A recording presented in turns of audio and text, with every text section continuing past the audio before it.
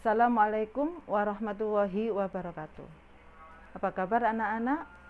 Semoga kalian bersama keluarga dalam keadaan sehat walafiat. Pada kesempatan ini, pembelajaran dilakukan melalui jarak jauh, yaitu dengan media online, seperti anjuran pemerintah dalam rangka pencegahan penyebaran COVID-19.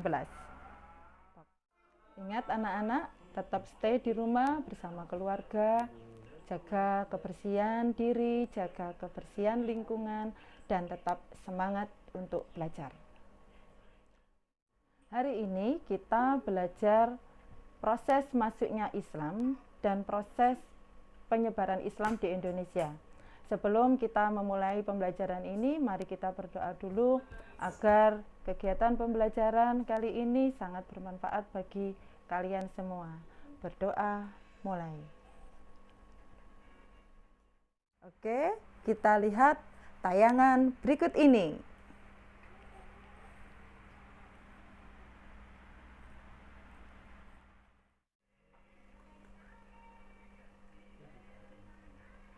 Tujuan pembelajaran kali ini, peserta didik diharapkan mampu menjelaskan proses masuknya Islam di Indonesia dengan benar.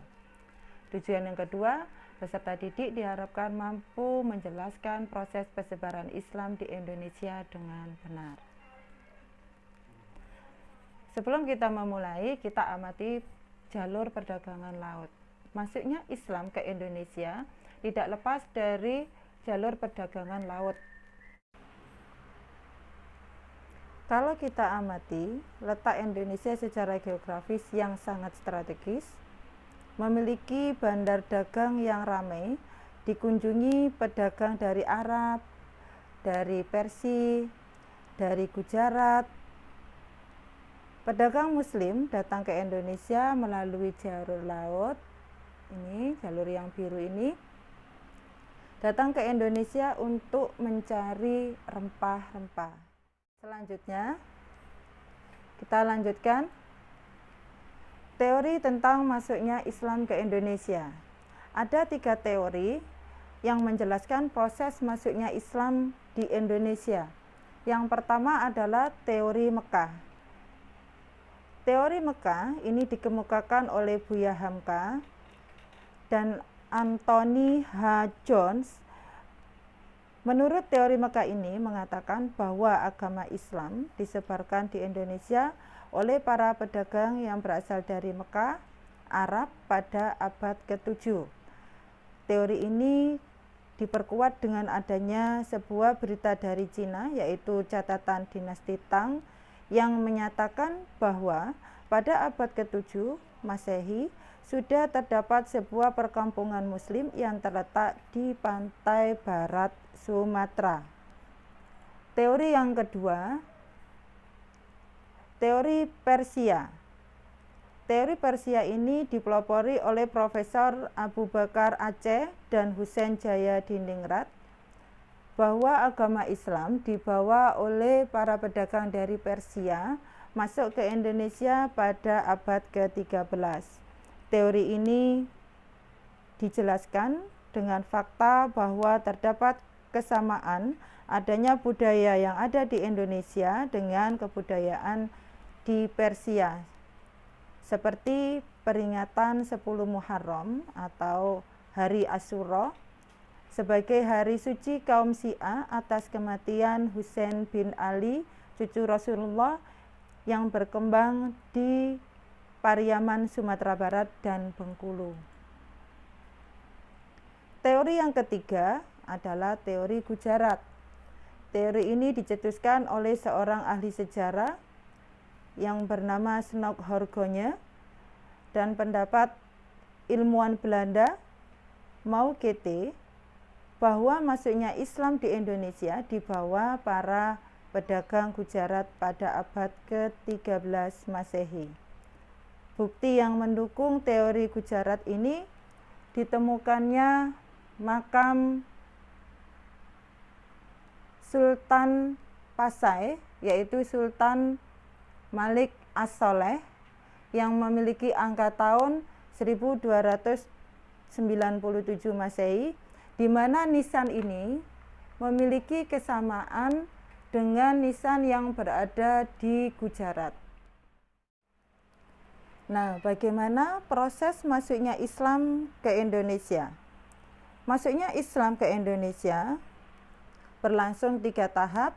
Yang pertama adalah tahap kedatangan, yang kedua tahap proses, yang ketiga tahap perkembangan.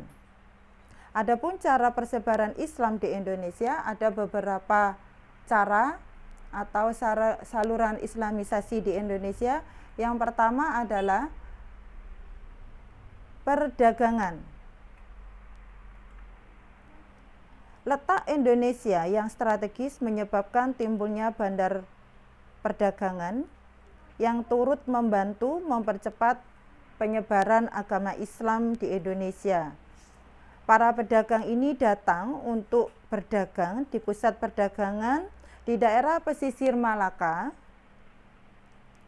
merupakan pusat transit para pedagang dari Arab, Gujarat maupun dari Persia. Saluran yang kedua adalah pernikahan.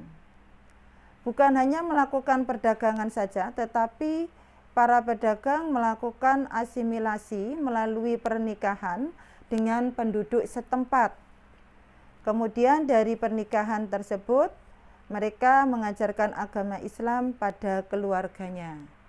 Cara yang ketiga adalah dakwah.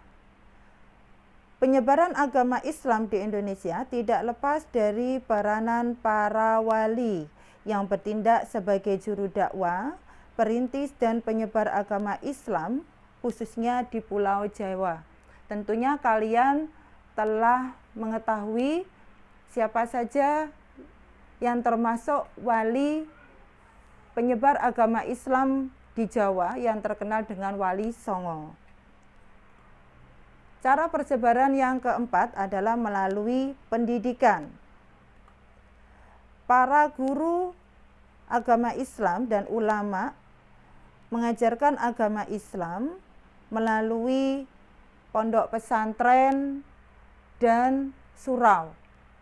Mereka mengajarkan ajaran agama Islam, mengaji, dan sebagainya. Cara yang kelima adalah kesenian. Untuk memikat hati masyarakat Indonesia, para mubaligh menyebarkan agama Islam dengan memanfaatkan seni pertunjukan wayang seperti yang dilakukan oleh Wali Sunan Kalijogo. Yang keenam adalah melalui politik. Para mubaligh memanfaatkan raja-raja karena raja adalah pemegang kekuasaan tertinggi di kerajaan, sehingga raja memiliki pengaruh yang sangat besar terhadap rakyatnya, sehingga proses Islamisasi di Indonesia lebih mudah. Ketika seorang raja masuk Islam, maka rakyatnya juga akan mengikuti jejak rajanya sebagai panutan dan teladan bagi rakyat, yang akhirnya muncullah kerajaan-kerajaan bercorak Islam di Indonesia. Nah, setelah kalian amati, kalian lihat tayangan tadi, semoga kalian mengerti bagaimana proses masuknya Islam ke Indonesia dan bagaimana persebarannya. Nah, kalian harus mengerjakan tugas akhir pada slide terakhir, yaitu menguraikan kembali secara singkat proses masuknya Islam di Indonesia beserta proses persebarannya.